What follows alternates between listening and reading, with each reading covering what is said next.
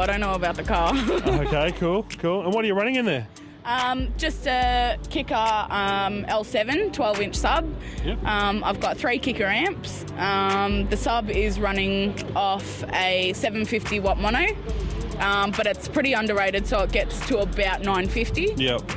And I've got my JL C5 front stage. Okay. And yeah. Nice. Not bad at all. Right, and it's a nice little install there. Who did the install? Damo, my husband-to-be. There it is. What do you want me to do? Camera bitch. We were just asking who did the install. I did. Yeah. What do you want to know? Anything special that we should know about? Back the amp to hit him. Yeah. Underneath that floor panel. Yeah. Lift up the floor. Took access to the spare wheel. Wow. Nice. Want a demo? No, yeah, open it up. Let's see.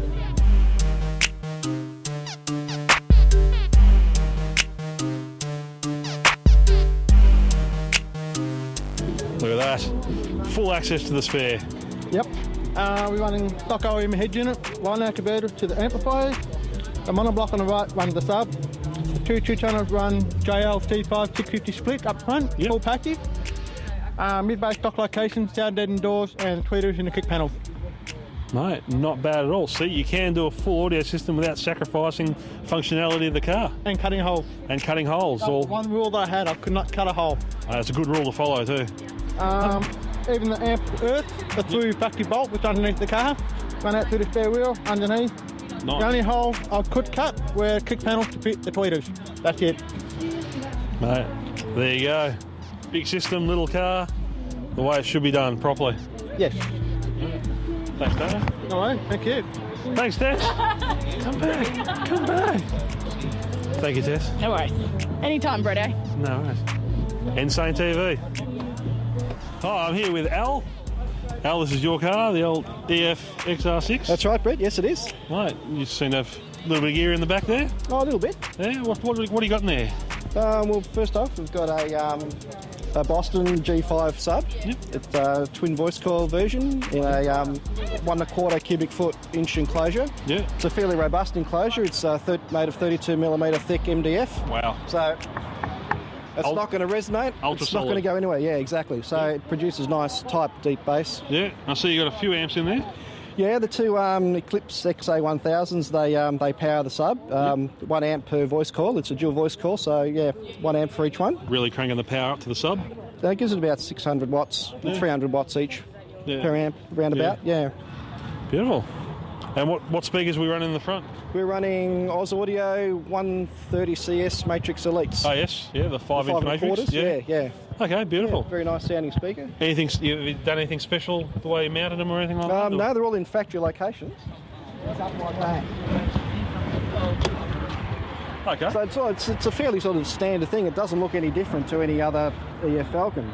Yep. So the mid bass is in the factory location there, and the tweeters in the factory location at the top of the dash, with a little bit of the dash panel cut away so that the high frequencies disperse better. Yep.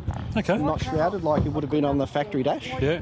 And you've got the Eclipse head unit in there, the CD 5000. Yep. So it's a few years old now, but it's very good SQ-wise. Still a great unit. Yeah, absolutely.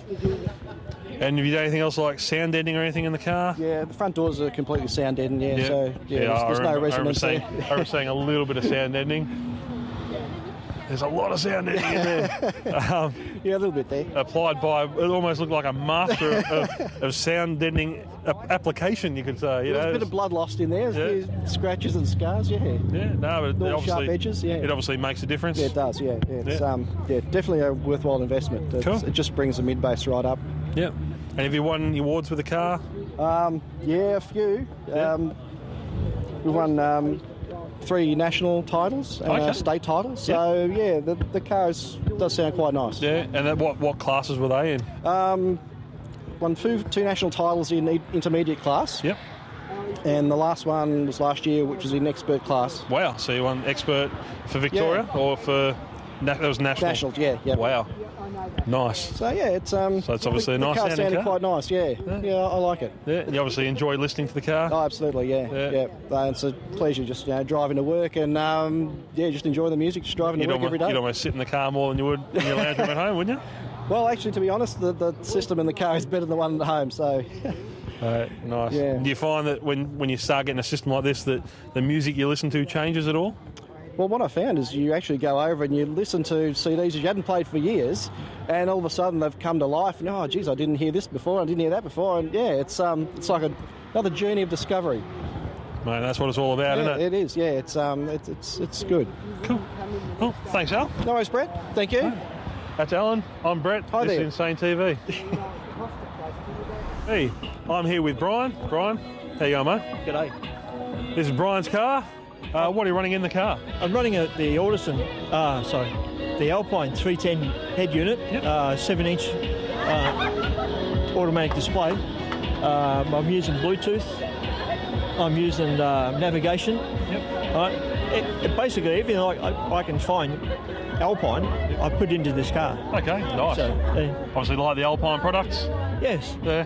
And I'm using the Audison amp, and which is a really nice feature. I found it actually works really well. Yeah. So it's just the one amplifier running the whole system? Yep. Direct. Keeping it sweet and simple? Keep it direct, yeah. Because I'm using the 701 processor, so that's a graphic equalizer system in it as well. Yep. Time alignment. Yep. And all that, so it works quite well. Yep. Yeah. So we've covered time correction in one of the Brett files a while ago, so it seems to be, it's a pretty popular thing. Every competitor's car here seems to have time correction, and as I've said, plenty of times, I think every car should have some form of time correction. Yes. Obviously, this car's no different. Yeah. What subwoofer are you running in there? Actually, that was the first. That was the first one made of that model, and it's actually personally signed by the co-owner. Okay. It was actually halfway here to Australia. They sent it back to Italy, right, and got it signed because this used to be my son's car. Yep. And he died in a bike accident, and I sort of filled his place, I like what he was doing, and so I've actually been doing it for him. Okay. So, but it's for me. Yeah. So no, definitely. So you're getting into it, enjoying it as well. Oh, really enjoying it. It's obviously a bit of a social activity as well here as well. Yeah. The sub that we've got, it's got a 5-inch voice coil as well as being a sub. Right, so you can actually have it on sub mode or audio mode, and it actually outdoes virtually any other speaker on the market. It was the first one made that was delivered here in Australia, and it was on the way here, and Phil Kent from RM Audio right, turned around and knew Adam really well because that's who he ordered it from. He sent it back to the manufacturers, and the co-founder of Morel hand signed it, sent it back, and Phil gave it to us, and for the memory of Adam. So nice. That's Phil from RM Audio. Yeah. Distributors of Morel. Yeah. And Audison. Yeah. So. Oh, great. So it was really nice of it because most people wouldn't do that. No. So not only is it a great sounding sub, but it's also a sentimental subwoofer as well. The whole car's sentimental to me. Yeah, definitely. As to a lot of people in MEA as well, I'm sure. Oh yeah. Every car's different. Yeah. If we were all the same, it'd be pretty lousy. Yeah. So it'd be a bit boring, I think. More than boring. The car is 100% modified. Yeah. So you've also done some performance mods to it as well. I got 803 kilowatts. Only? At the wheels. That's crazy. 1,034 newton meters of torque. No. So that is a lot of power. For those who don't know, that is a bucket load of power. Do you want to have a look? Yeah, absolutely.